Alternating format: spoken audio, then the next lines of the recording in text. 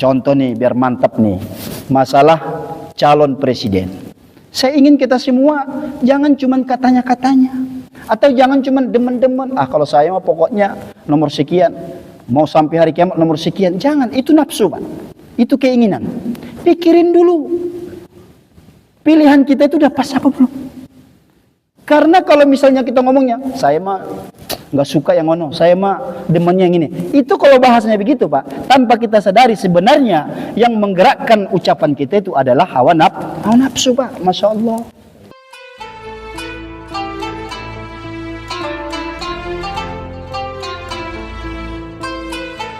Baik jamaah salat subuh yang dimuliakan Allah Subhanahu Wa Taala, ada satu kitab namanya Al-Fawaid.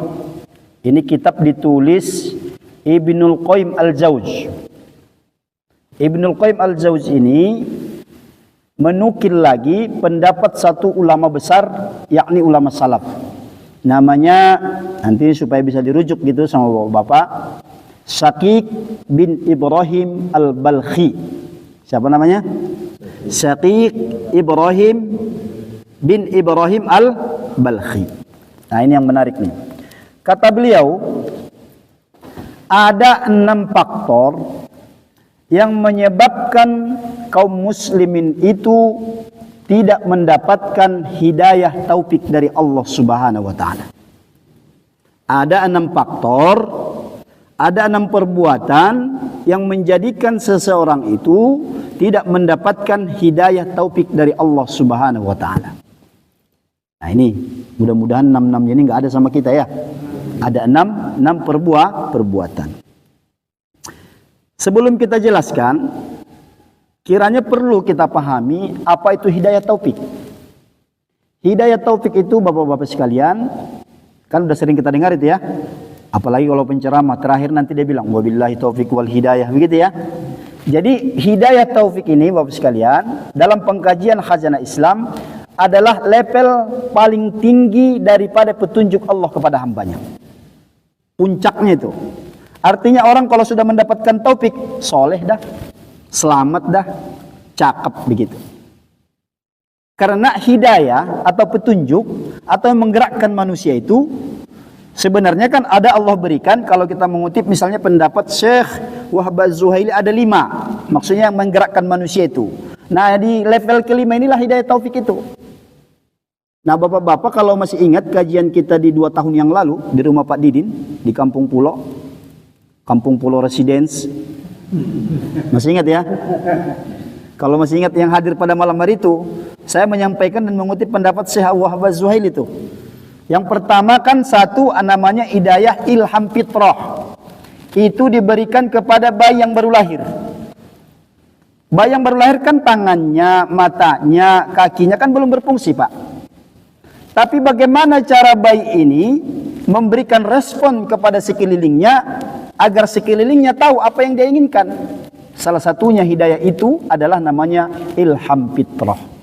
Makanya bayi orok nih masih merah, dia mau kan dia nggak bisa ngomong Pak, nggak bisa ngomong dia kan.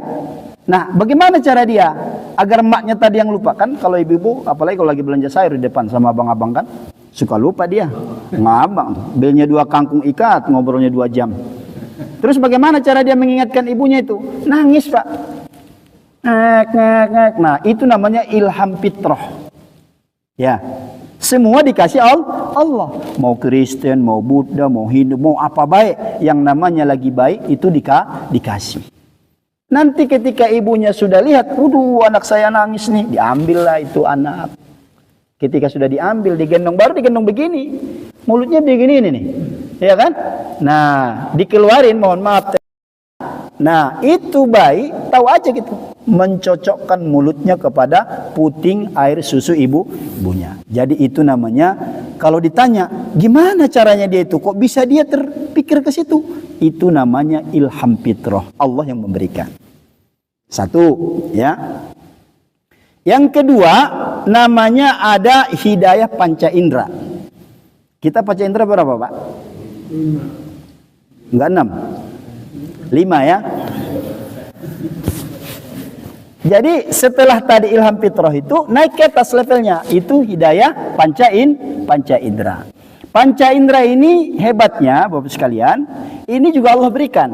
Tapi bukan hanya Allah berikan kepada manusia, tapi juga kepada hewan, kepada binatang, ya. Bahkan Masya Allah ya, kalau kita nggak ngaji nggak paham ini ya, pada hewan dan binatang panca indera ini lebih cepat pertumbuhannya. Sehingga nanti kalau ada burung, ayam, kambing, harimau, singa, gajah yang lahir, kalau diukur dari perkembangan manusia, hewan dan binatang lebih cepat, sempurna, dan bermanfaat panca inderanya itu. Makanya hewan dan binatang, Bapak-Bapak sekalian, panca indera inilah alat satu-satunya untuk mereka menjalani kehidupannya.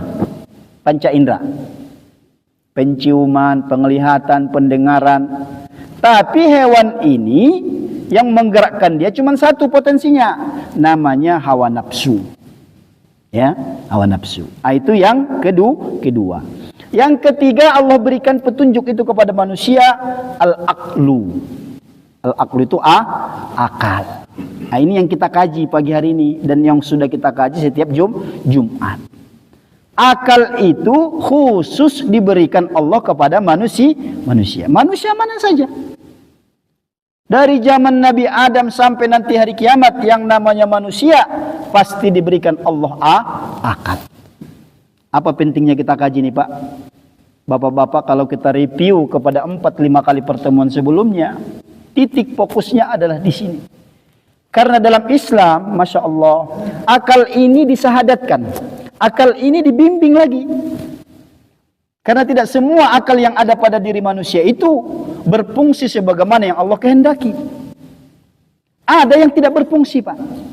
Ada yang berfungsi separuh, ada yang tidak berfungsi, tapi ada yang tidak berfungsi sama sekali.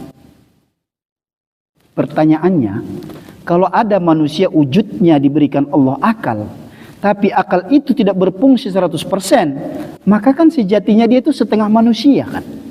Benar nggak? Iya. Bahkan nanti ada namanya manusia jadian. Ada nggak Pak? Di kampung saya ada tuh manusia jadian.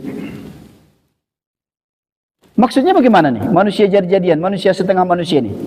Iya, dia sebagai manusia tidak bisa dia sebagai manusia menjalankan kehidupan ini karena akalnya tidak difungsikan maksimal. Terus bagaimana kalau setengah manusia? Berarti setengah dia kayak hewan, setengah kayak manusia. Maksudnya bagaimana? Ada orang hari ini manusia, ya, kita belum bicara iman Islam ini ya. Ada orang hari ini manusia, Bapak-bapak sekalian, yang menggerakkan hidupnya separuh itu semua dilandasi dengan hawa nafsu. Yang kita menyebutnya nafsiyah. Bahasa yang lainnya adalah keinginan. Contoh, kita kalau melihat mobil bagus nih Pak. Apa mobil bagus sekarang Pak? Ini memang nggak ada iklan ini, nggak apa-apa, disebutin aja mereknya. Apa mobil bagus sekarang? Yang kira-kira semua kita demen, apa kira-kira Pak? Apa Bang Madin? Saya nanya Bang Madin lah. Soalnya Bang Madin mau beli nih soalnya nih. Saya udah curiga ini. Ya? Pajero aja datang. Pajero Sport, Masya Allah. Lapa kalau lewat depan kita kan ya? Nih, ini kita menguji nih Pak. Apakah kita ini yang hadir ini jamaah majelis Masjid At-Taqwa sudah naik levelnya manusia sejati atau setengah manusia? Nauzubillah. Masya Allah. Jangan sampai di atas sudah putih, baju gamis, pakai sorban, ternyata hakikatnya setengah manusia. Nauzubillah wal iyyazubillah min zalik. Masya Allah. Kita menguji nih lewat Pajero. Ini kita jujur ya Pak ya. Kita kan sama-sama kita nih. Ya, ini rahasia dan ya. Lewat Pajero. Yang pertama sekali muncul di dalam diri kita apa Pak? Keinginan ya. Betul nih semua nih. Keinginan ya. Wah ini masalahnya nih. Masya Allah. Kudunya nggak boleh keinginan dulu. Kalau manusia sejati itu. Sebab kalau keinginan dulu yang muncul, nanti dia akan memaksa akalnya, akan mengkondisikan akalnya untuk dapat memenuhi itu. Jadi kita lihat tuh mobil. Waduh, coba nih parkir di mobil di rumah saya nih. Terus akalnya itu kan ada di dalam diri manusia. Dipaksa itu, dicari, diambil, ditarik. Tapi akal itu nggak di depan ditaruh. Tapi justru di belakang dia tuh keinginan itu. Keinginan selalu di depan. Sehingga akal ini dipaksa gimana caranya mikir, dapat itu mobil. Masya Allah ya. Karena hewan dan binatang tadi Pak, begitu dia caranya. Misalnya nih, mohon maaf, apa yang paling serem nih, anjing misalnya. Anjing itu dia nggak pakai mikir Pak. Apa yang dia lihat, misalnya lihat makanan nih, ya kan, lihat makanan, udah langsung santap, dia nggak pernah mikir-mikir. Kenapa? Keinginannya memang itu doang punya dia tuh. Potensi yang mendorong gerakan dia itu cuma keinginan doang, yang kita menyebutnya nafsu tadi tuh. Langsung diambil sama dia. Apalagi ayam juga sama. Ayam apapun yang dia kepengen diambil langsung, nggak pakai mikir. Makanya kalau kita lihat nih ayam demen sama ayam betina. Biar kata di depan masjid itu ayam jantan kagak peduli tuh. Biar kata ada ustadz nggak apa-apa dia, langsung dihajar sama dia di depan masjid. Kenapa? Jawabannya karena yang menggerakkan dia untuk memenuhi biologisnya adalah hawa nafsu. Nggak mikir dia, ini rumah Allah, ini masjid, ada orang taklim, nggak mikir ayam tuh. Kenapa? Karena mikir itu wilayahnya akal. Jadi nggak ada pada hewan. Makanya dalam pengkajian para ulama-ulama kita, belum bicara agama ini, baru bicara manusia sejati. Kudunya manusia yang mulia ini, kata Allah, setiap perbuatannya, setiap langkahnya, setiap ucapannya, yang pertama sekali muncul adalah al-aqlu, alias berpikir. Dia pikir dulu Pak, lewat mobil Pajero. Yang pertama kalau dia manusia sejati, dia mikir nih, ya ini kalau saya beli ini, apa manfaatnya, kemudian mudaratnya apa. Begitu Pak, kalau akal manusia itu. Jadi nggak langsung keinginan, terus. Nah sekarang manusia ya Masya Allah, hari ini manusia, karena memang kita hidup di zaman dimana nafsu ini dimanjakan Pak. Bukan hanya dimanjakan, difasilitasi. Masya Allah, benar nggak Pak?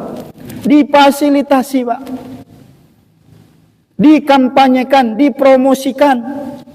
Berapa banyak orang hari ini duitnya cuma 2 juta, tapi dia pengen beli kendaraan yang 40 juta. Terus bagaimana caranya? Akal dipaksa. Mau akal gimana? Caranya gimana supaya saya dapat itu? Akhirnya akal mikir, di mana ya dapatinnya? Dia cari, oh ini dialer. Dia masuk ke situ. Akal terus tuh, dipaksa sama dia tuh. Terus bagaimana? Ya udah dah kredit kek, bagaimana caranya kek? Padahal duit dia cuma 2 juta. Ada yang begitu Kak?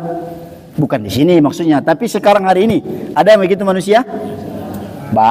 Banyak tuh, ya. Apalagi? Nah, yang ingin saya sampaikan benang merahnya adalah, ya, ini kan nih orang-orang hebat semua nih Pak. Hadir di sholat subuh di rumah Allah di hari Jumat, kan orang-orang hebat semua nih. Jadi jangan sampai orang-orang hebat ini, ya, cara menjalani kehidupan ini sama mirip dengan hewan dan bina. Na'udzubillah wa'udzubillah min dzalik. Makanya kita itu, kenapa itu kemudian telinga dikasih Allah 2? Ini mengakses, ya, mata 2, mulut hanya 1. Dalam hal berbicara, kita dengarkan dulu, kita analisa dulu, kita renungkan dulu, baru bicara. Jadi manusia sejati itu dalam hal bicara nggak ada asbun. Apa tuh asbun? Asal bunyi. Terus bagaimana? Dia pikir dulu matang-matang, baru dia ngomong. Kalau ini diridhai Allah, jalan. Kalau ini dimurkai Allah, stop. Itulah manusia sejati Pak. Itu semua caranya agar kita mendapatkan itu. Lewat pagi ini saya sampaikan nasihat dari ulama. Maka mari kita semua, kita jadikan akal ini sebagai pisau analisis standar kita dalam berbuat, berkata, bercita-cita, berjuang. Akal dulu, dipikirin dulu, baru keinginan, ya. Makanya kalau keinginan itu nanti hubungannya dengan suka tidak suka. Contoh nih biar mantap nih, masalah calon presiden. Saya ingin kita semua jangan cuman katanya-katanya, atau jangan cuman demen-demen. Kalau saya mah pokoknya nomor sekian, mau sampai hari kiamat nomor sekian. Jangan, itu nafsu Pak. Itu keinginan.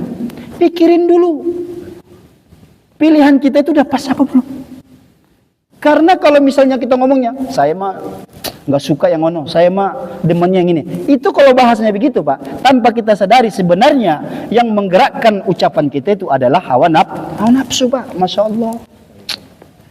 Makanya nanti ada istilah, ada 2 orang yang tidak bisa dinasihati di dunia ini. 1, tim sukses. Yang kedua, orang yang lagi jatuh cinta. Dua-duanya ini nggak bisa nasihatin ini. Mau kata kita mau bagaimana juga, pokoknya Pokoknya. Yang pokoknya ini adalah yang menggerakkan itu adalah nafsu. Maka orang yang menggerakkan akal itu dia open mind, terbuka. Mau nomor 1, nomor 2, nomor 3 bisa sama ngobrol, sama ngopi, enak tuh. Kenapa? Karena pertimbangannya, pergerakannya, dasarnya adalah berpikir.